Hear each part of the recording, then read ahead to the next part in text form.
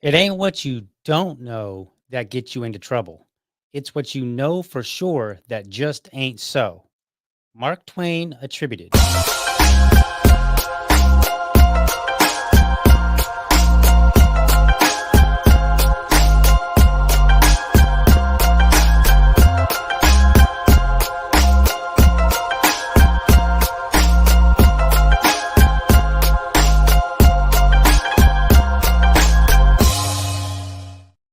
All right. Welcome to another episode, not the morning, of the Liberty Dad podcast, a discussion on politics and culture. If you're tuning in live, thank you so much for giving me your time so early.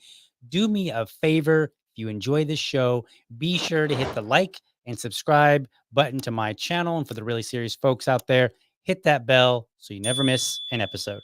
All right. So this morning, my son was sick. Actually, he's been sick all weekend, but this morning we had a few things going on.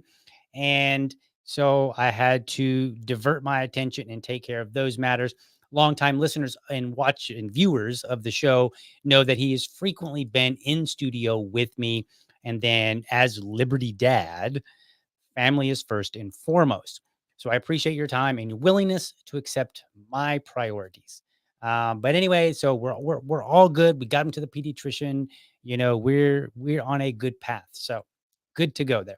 All right. So this weekend, I commented on a video and some unexpected thoughts came from that.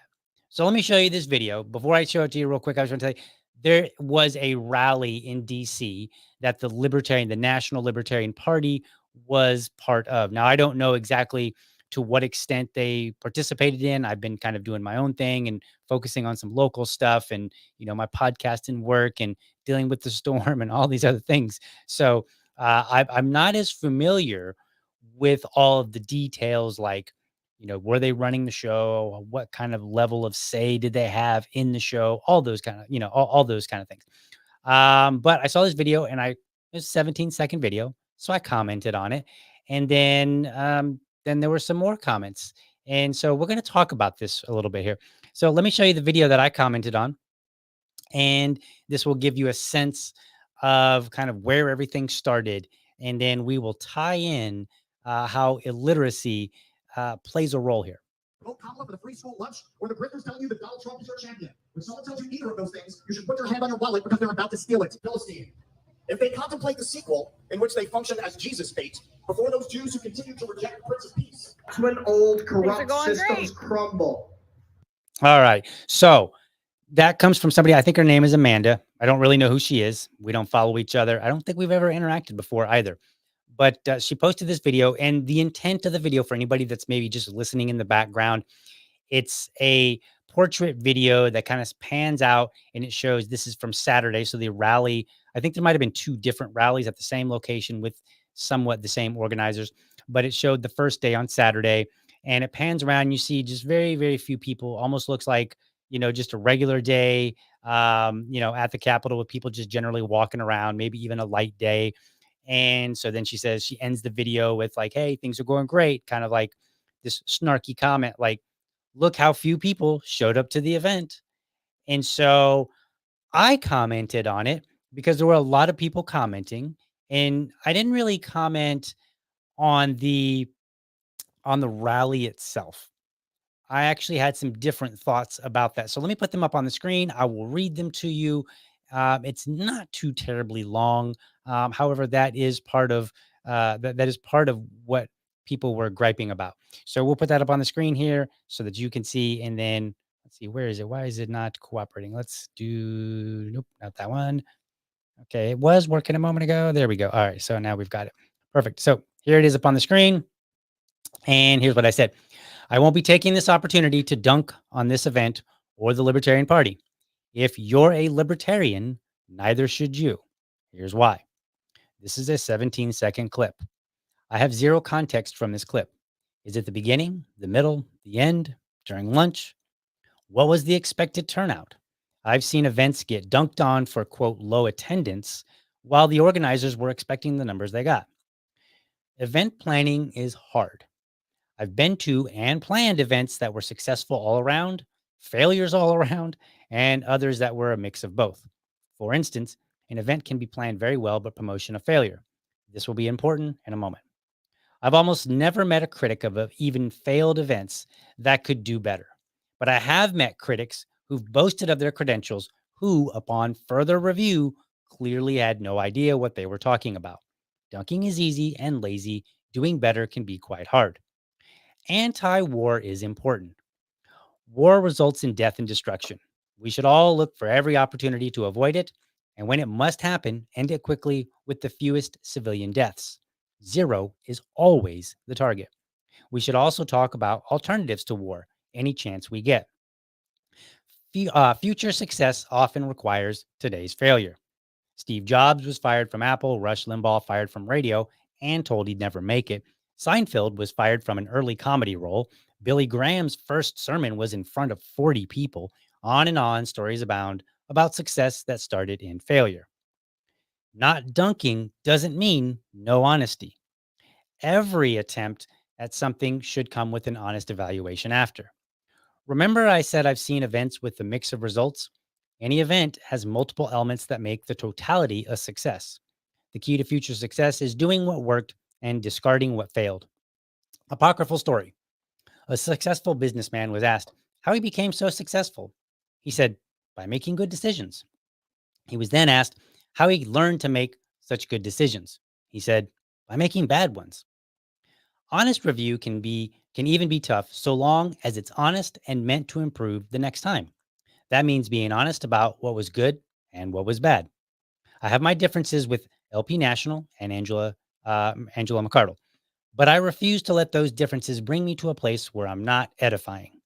Since I wasn't there and have no insight on how this event was organized, this will be the extent of my commentary. As for others, I hope you speak from a place of knowledge, honesty, and with the intent to edify. And may your work be shown the same mercy and wisdom. Hopefully, I'll be able to attend future events the party hosts or participates in. So that is what I said. And let me add a little context to some of the things that I mentioned in there that you may not be familiar with. So a couple of years ago, maybe 3 years ago, there was the Libertarian Party of Florida convention. And the person that kind of organized it, for whatever reason that I don't recall at this point and doesn't really matter, they kind of dipped out right before the convention. And there was a couple that stepped up and they executed the convention based on what was already put into place. And so they were what you might consider to be like doing the operations, and they made it happen. And it turned out really well. Like they did a great job of running the convention, making things happen, getting things and people where they need to be when they needed to be there. So they did a phenomenal job. All right. And they stepped in to help. So I don't think that they initially were part of the organizational team. And because the convention ended up losing money, and because they were the people that were in the forefront, right? They were the ones that did a lot of the work. They took a lot of the heat. And, I did my absolute best to jump in and say, no. Like they did a phenomenal job. They did not fail. Like they did a great job. And I was speaking from experience as somebody who has done a lot of different like project management type things. I've done projects where millions of dollars were on the line. And in the course of my debate, because a lot of this debate was happening online after the fact, where everybody runs to social media to run their mouths. And so I had ended up debating two different people simultaneously. They were former members of the Libertarian Party of Florida. And one of them, she told me, she said, she got all snotty and she said, I work for a multinational company. And I can tell you when an event is not good because I know better. I said, oh, okay. I said, what were the goals of this? What were the goals set out for this convention? What were they trying to achieve? And then I said, and what was their proposed budget to spend? What were they expecting to spend? She didn't know those answers. And I said, well, if you don't know those answers, guess what? You don't know what you're talking about. because I knew those answers. And I don't remember them now. It's been a while. I have to go dig it back up. Because again, this was like 3 years ago or something. But again, the point being here, it was before COVID. So, but the point being is that that this woman who claimed that she knew that this was a terrible event, she did not attend it. She could not tell you what the two stated goals were. There were two explicit stated goals. I do remember that much. And then she could not tell me that what the budget was. Well, they met their goals, good, bad, or indifferent, however you want to argue, those particular goals, they did meet them, and they were within the budget that they had set out to spend. So those two elements were like, that's what they accomplished those things. And when I looked at it, what I saw was, I said, okay, it looks like, the reason that we lost money is because there were some issues with the contract. People were, they read the contract, or maybe they didn't, or maybe they poorly read it. And they made some decisions that they probably shouldn't have. And I think those decisions were related to, like, okay, what if we determine that we're not going to get the size of crowd that we're going to get? What is our exit strategy, or what are we going to do to ensure that we're not saddling ourselves with a whole bunch of cost that we're expecting to be offset by ticket purchases, right? So that was a particular problem. The other problem that they had was they didn't do a lot of marketing. So they didn't really reach out to people and do what it was going to take to get people to, to say, oh, you know what, there's an event here, and keep reminding me, and yep, I'll come out, and maybe I'll purchase a ticket, or maybe I'll go to this event or that event or what have you. So from my perspective, they failed at the marketing, and they failed at the contract, which had nothing to do with the execution of the event itself.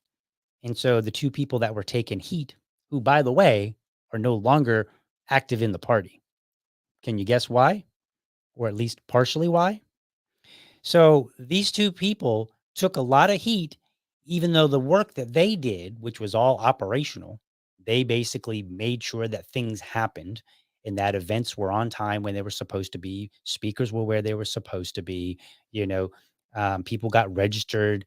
All the things that would fall under operations, they made happen, and they did a phenomenal job. I said it then. I'll say it now. So this is what I'm talking about. A lot of people like to run their mouths about things that they don't know. And the problem with that is they get away with it because it's easy. It's easy to talk and say, well, you didn't have very many people attend this event. But the question is, how many people were expected? If I host an event, and I'm expecting a crowd of 100 and a crowd of 95 show up, not so bad. I didn't hit my goal, but it's not so bad. If a crowd of 50 show up, I made some mistakes. What mistakes did I make? Now, I might have hosted a great event.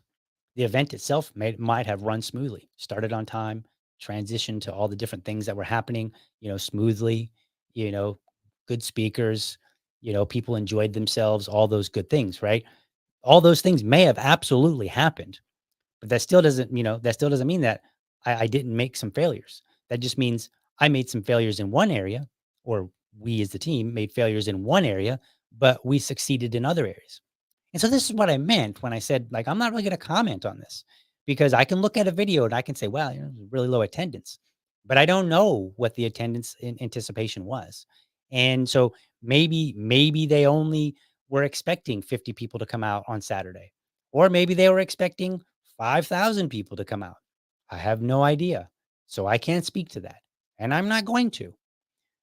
So that's kind of the basis, but not really where I wanted to go, because that was just kind of like my offhanded comment. And it was kind of meant toward my fellow libertarian peers who have a tendency to be very critical of pretty much everything.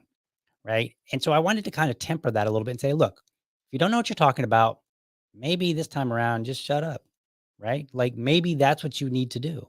And maybe you need to participate, because I know that event planning of any kind can be difficult. I've done project management, and it can be like If you've never taken a Tums, you will. Okay, in some of those projects that I've done, and some events that are out there, because they can be extremely stressful. So I just wanted to temper my libertarian folk, but then the responses to that, well, that was really, really interesting to me, and I was like, whoa.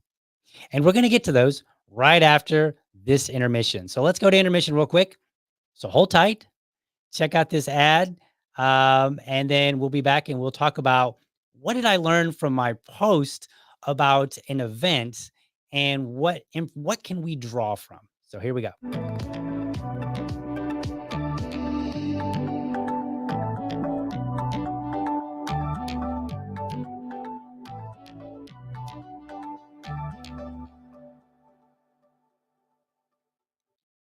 All right.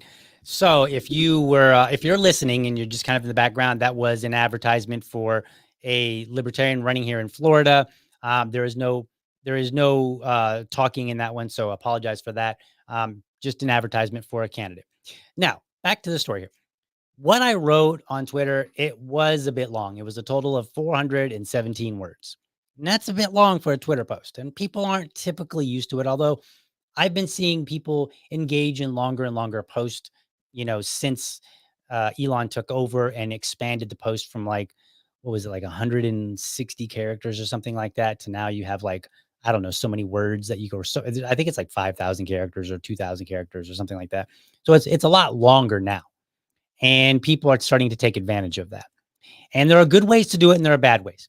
So I will tell you right now, if you're one of those people that's got something lengthy that you want to say, number one, split up your text. If it's all in one big, huge paragraph, nobody wants to read that. Like, that just looks overwhelming. It looks like a wall of text. Nobody like that. You're going to have trouble getting people to want to read that. Number two, if it is long, I always recommend write it out and then do your best to cut it in about half. And that's because most people are not good. Like, if you write something very, very long, just because you can write something lengthy does not mean you're ready to go work for the Atlantic. You're just not. Like, you probably have a lot of stuff in there that you could just remove. And so my rule of thumb is, the longer it is, the more important it is to try to cut it in half. And you just start writing, and then start chopping. And, sometimes you can find like 2 or 3 words that you can replace with a single word, or rewrite the sentence a little bit so that the sentence is half as long, or combine 2 sentences together that are a little bit shorter. There's any number of tricks that you can do. The other thing I would say is, if you're writing and you have the option available, if you're on desktop, to use like bold and italics kind of sparingly, but where you need to draw attention. Basically good writing habits. The same writing habits that would apply if you're writing a blog apply here. But let's move on. The average reading speed is 200 words per minute, roughly. I think it's technically like 150 to like 250, but if you go right in the middle, it's about 200 words per minute. So that would mean my post was just over a 2-minute read. Twitter videos, for a standard account that's non-paid, they allow you up to 2-minute and 20-second video.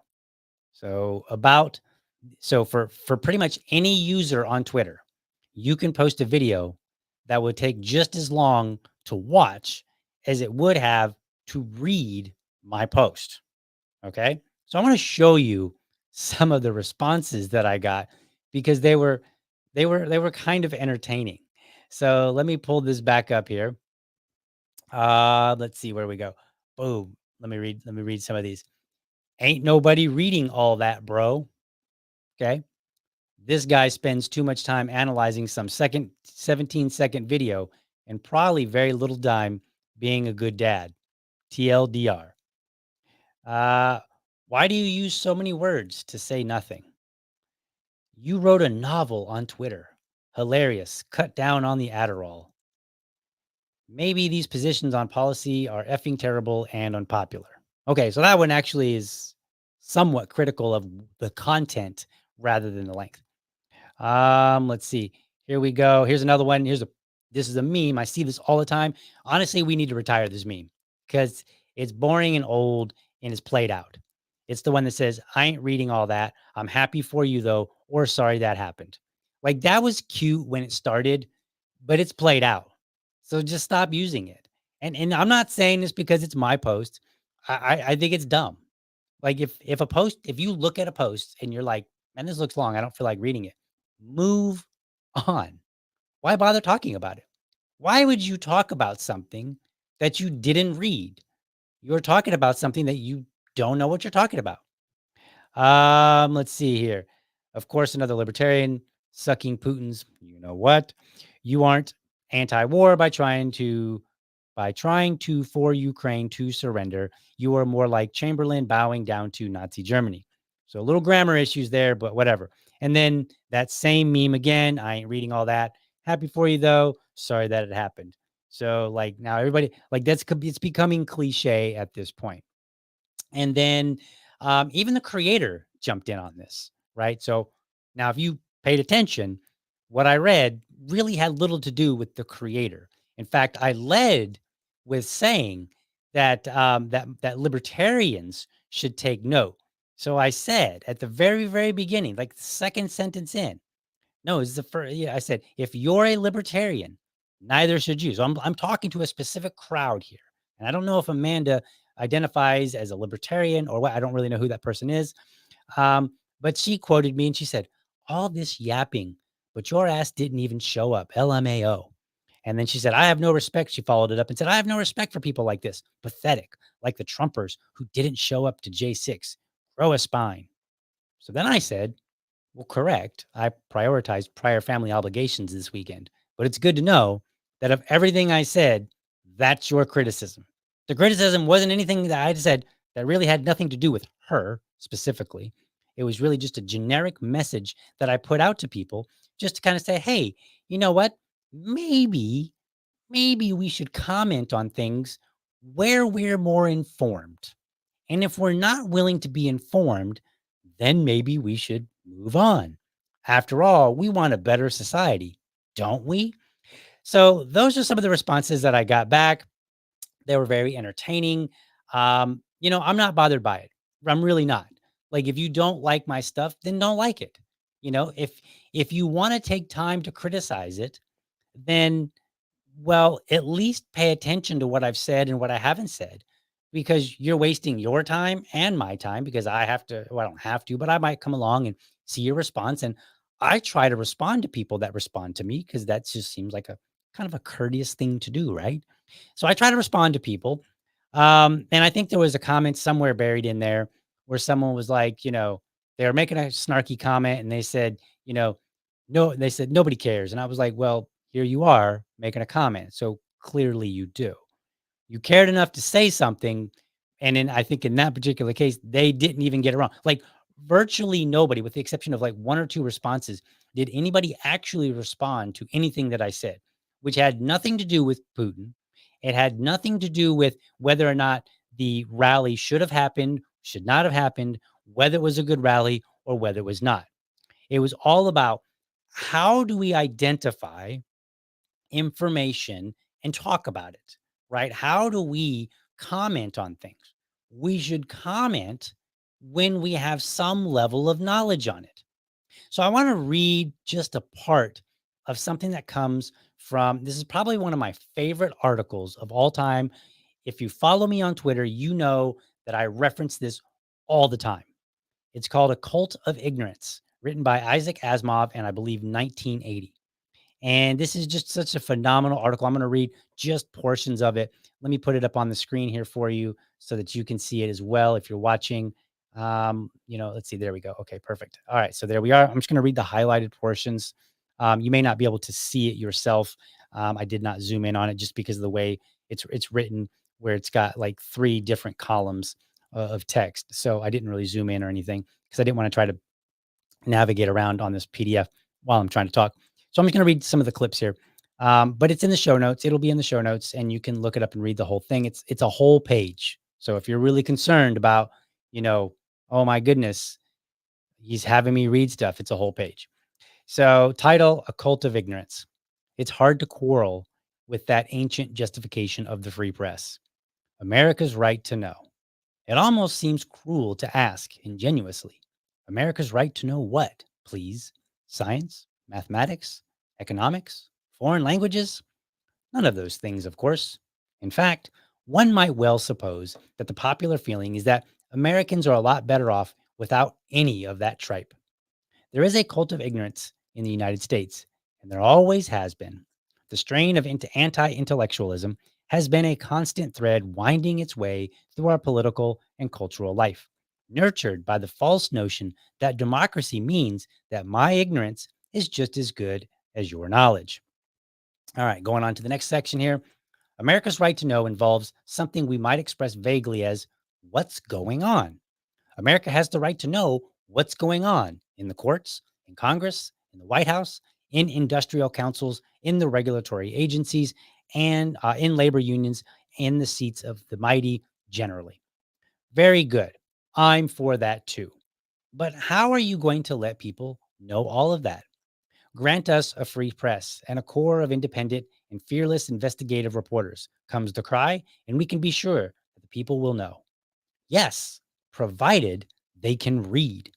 As it happens, reading is one of those elitist subjects I've been talking about, and the American public, by and large, in their distrust of experts and in their contempt for pointy headed professors, can't read and don't read. To be sure, the average American can sign his name more or less legibly and can make out the sports headlines, but how many non elitist Americans can, without undue difficulty, read as many as 1,000 consecutive words of small print, some of which may be trisyllabic? And the last section here. I believe that every human being with a physically normal brain can learn a great deal and can be surprisingly intellectual. I believe that what we badly need is social approval of learning and social rewards for learning. We can all be members of the intellectual elite. And then, and only then, will a phrase like America's right to know, and indeed any true concept of democracy, have any meaning.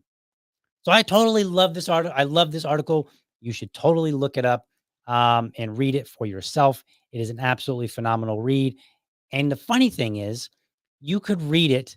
I mean, you could have written it today, word for word, and it would make absolute sense. And that's unfortunate. That's really, really sad. Now, what I want to do is I want to shift over and I want to show you a clip that I saw from Bill Maher recently.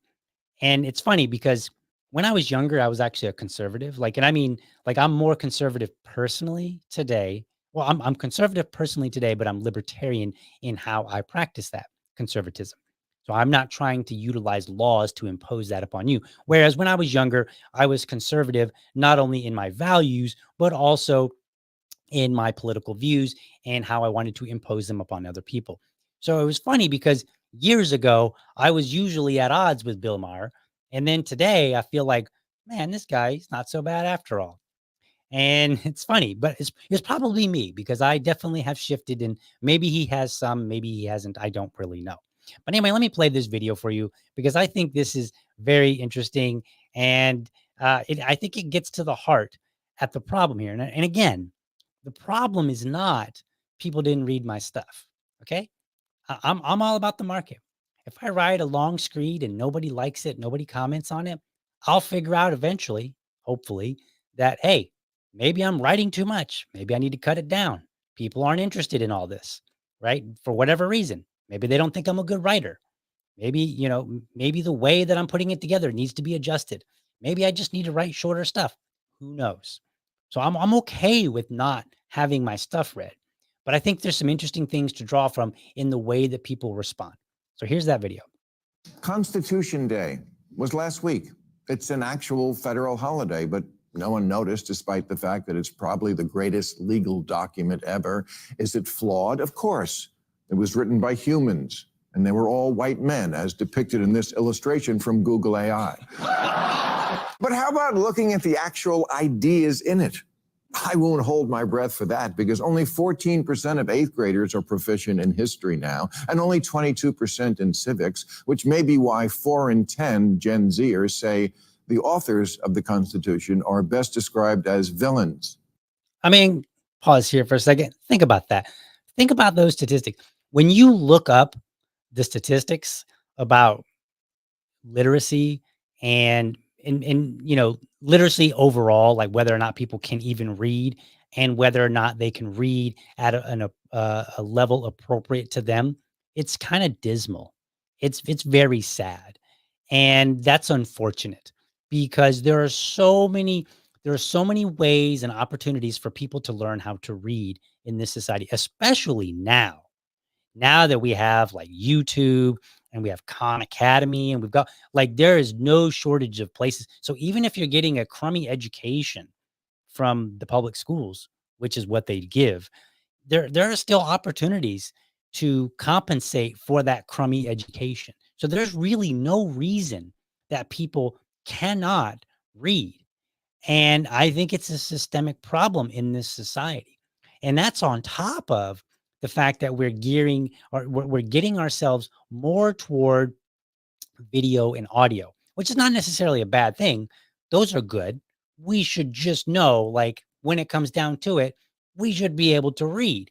And if I want to comment on a fairly lengthy post that's going to take me all of 2 minutes to read, it shouldn't be a problem. I shouldn't have a problem with reading. I should be like, okay, let me read this.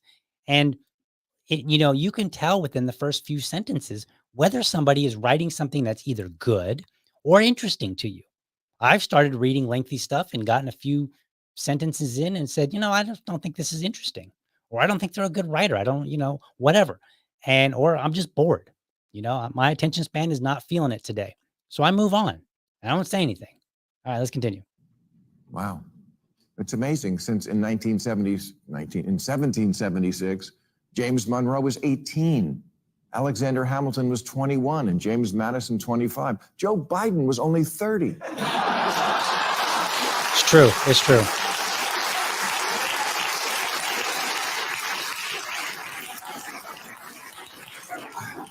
America's founders, they were the Gen Z of their day. And when they were your age, they started a country. What the fuck have you done? Apologies for the language on that, but he's right. Like, think about that. They were in their late teens, early 20s. And I know a lot of people are like, oh, well, they died early. So what? They were in their late teens, early 20s, and they produced stuff that we still read and talk about to this day. Over 200 years later, we're still talking about it, arguing about it, debating various topics, have a high regard for the things that they wrote, even if we disagree with them. That's what they did when they were 18.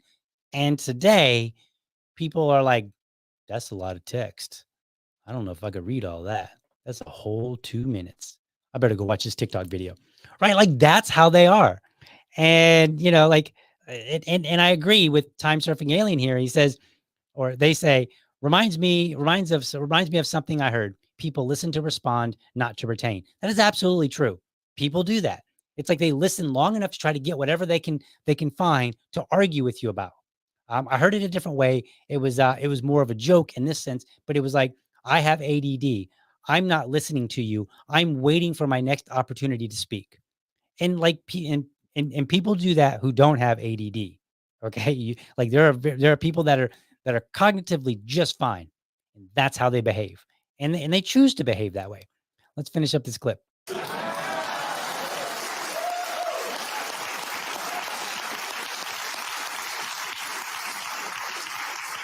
So no, the Constitution isn't perfect because it wasn't written by Taylor Swift, but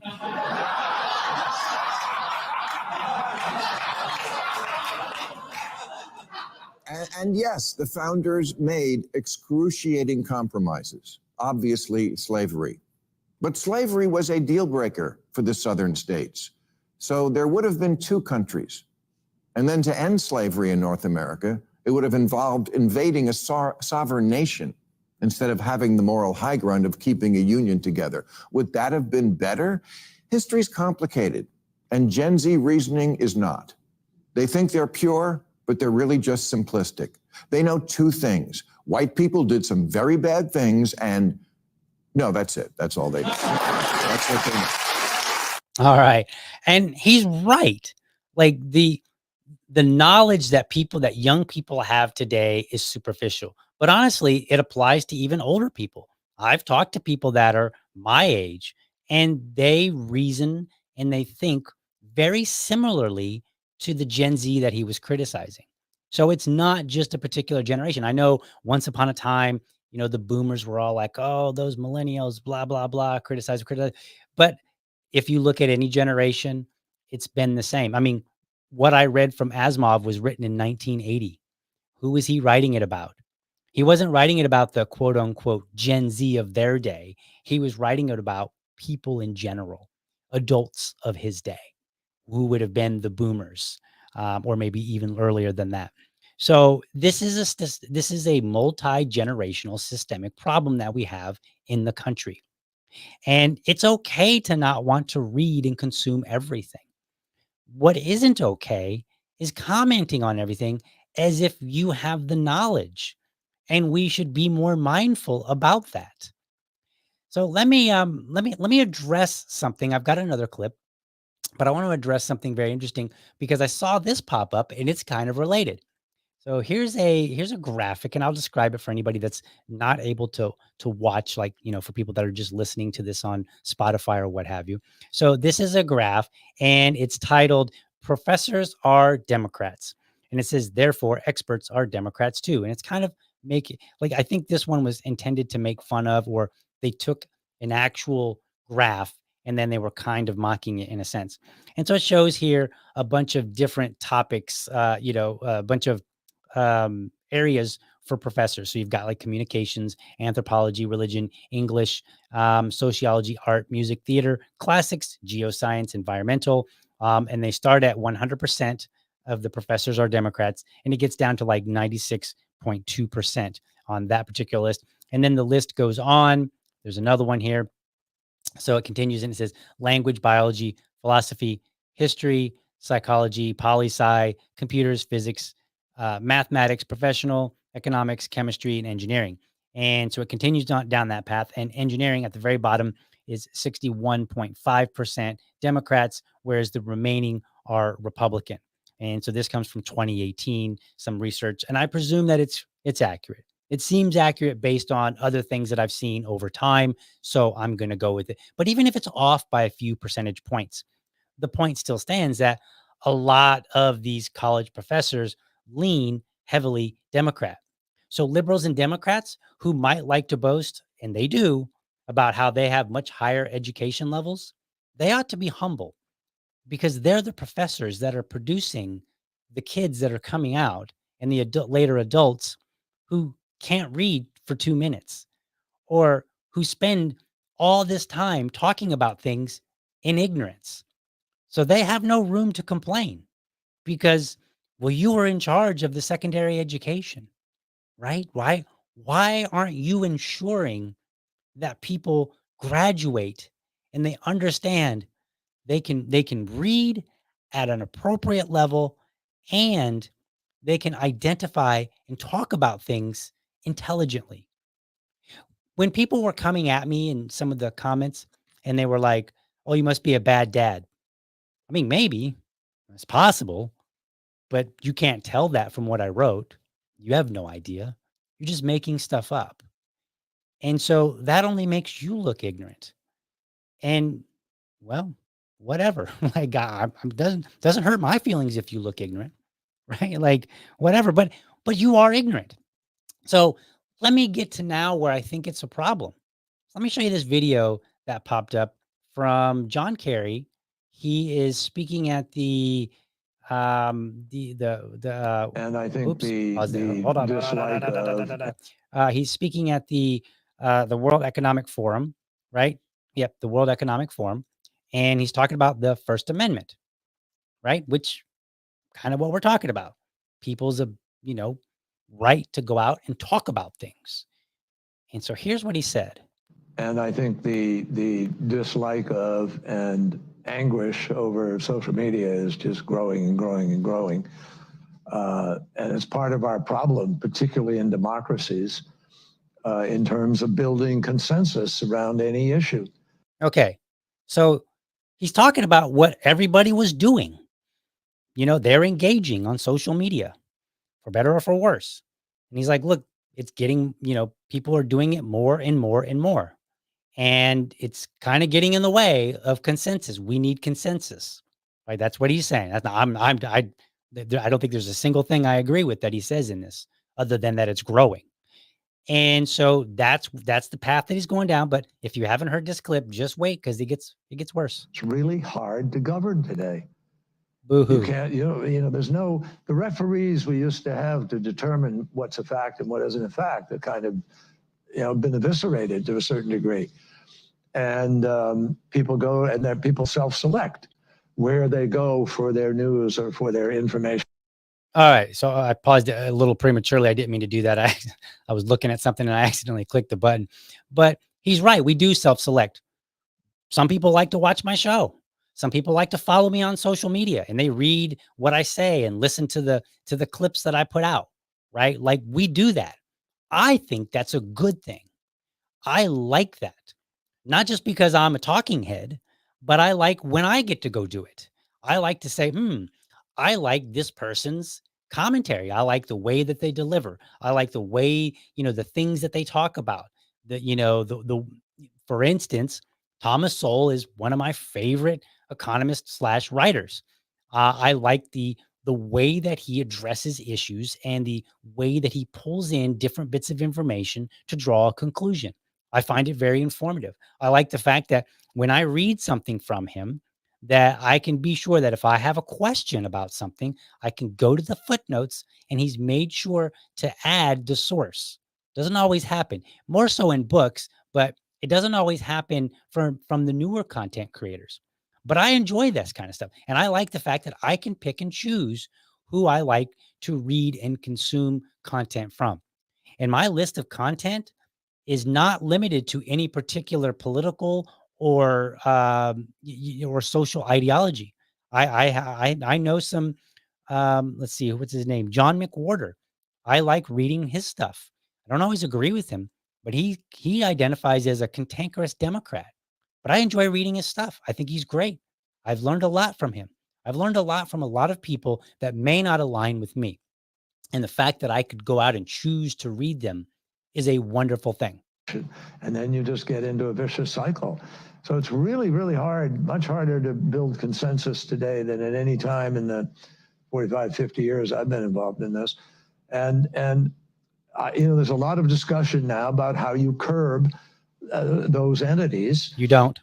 In order to guarantee that you're going to have, some accountability on facts, et cetera. But look, if people go to only one source and the source they go to is sick and, has an agenda and they're putting out disinformation, our First Amendment stands as a major block to the ability to be able to just, hammer it out of existence. So, okay, he's dead wrong there. Dead. He almost looks dead, but he's dead wrong on this issue, or on this, on the First Amendment. The First Amendment is great because if I tell you something and I'm wrong, then somebody else can come along and correct me. And they can say, no, DL had it wrong. Here's why. Here's what he missed. Here's the information he should have given you, right? Here's the logic that he failed to recognize. Here are the flaws in his logic. That's the way that it works.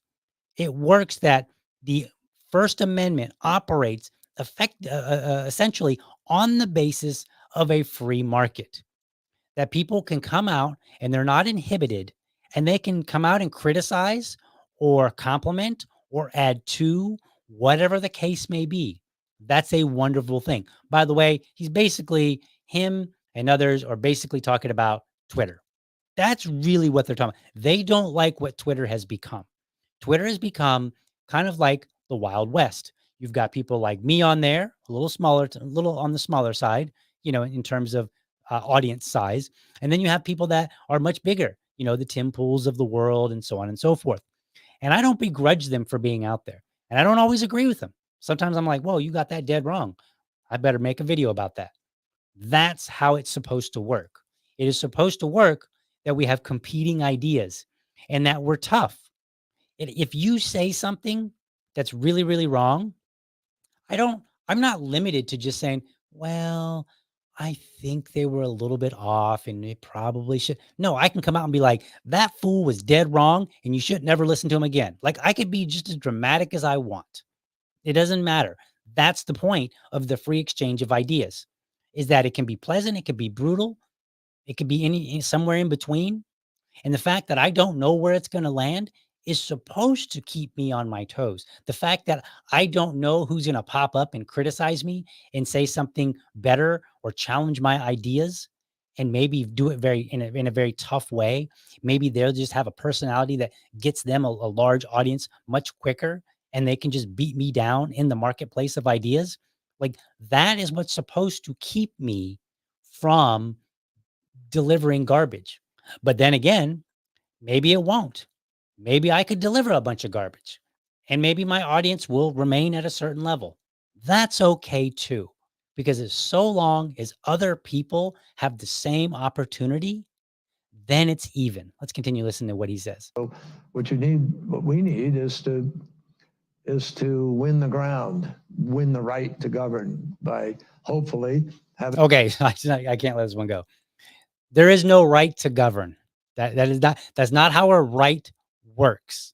For starters, it doesn't even make sense. He said, win the right to govern. You don't win a right. You either have it or you don't. And a right is something that you have that you can exercise simultaneously along with other people's rights. That's it. But they have no obligation to you. So there is no right to govern. That doesn't even make sense. And even if it did, no, it just doesn't. And it doesn't make any more sense than it would to say you win a right. You don't win rights. You have them, period. So this man doesn't even know what he's talking about. You know what I mean? Like he said something. I'm not trying to ask government to make him be quiet. I'm like, nope, I will take care of that myself. I will get up, grab my microphone and take him to task, just like I am. Winning enough votes that you're free to be able to implement change. Now, obviously, there are some people in our country who are prepared to implement change in other ways. And so that's you're really questioning dangerous. really if democracy can survive unregulated social media. I think democracies are very challenged right now and have not proven they can move fast enough or big enough to deal with the challenges that we are facing. And to me, that is part of what this race, this election is all about. Will we break the fever in the United States? Okay, so there is no fever. There is no sickness. He's just making that crap up. What there is there's pushback on the ideas that he would like to implement, and he doesn't like that pushback. And when people don't like that kind of pushback, what do? Man, we need to figure out what we can do with government to stop this. We need government to get in the way and stop people from doing things that are interfering with government, what government wants to do. That is not, Mr. John Kerry, that is not a government of the people, for the people, by the people. That is a government of the elite dictating what it is that the people get to have. And that's unacceptable. And he should be tossed in the Boston Harbor. Like seriously, like it's just ridiculous. We shouldn't tolerate this kind of stuff. And what we should tolerate is saying there are going to be voices out there. Some of them will be great. Some of them will be terrible. And some of them will fall somewhere in between. And that's okay. And we'll sort it out. We don't need government to try to sort it out. Why? Because government has an incentive to itself. That's why. Government has an incentive to rule more, to have more authority over the lives of people. And so they will always be approaching it with that vision in mind. And he's kind of said it. It's not like I'm making this up. He said, look, we need to be able to do certain things and we can't because of that doggone Elon Musk. He created this platform where everybody can just say whatever they want to say. They can criticize everybody. They can even have bad ideas. How dare he? That's really what he's saying. He's saying that they want a government that gets to control the people, not the people that controls the government.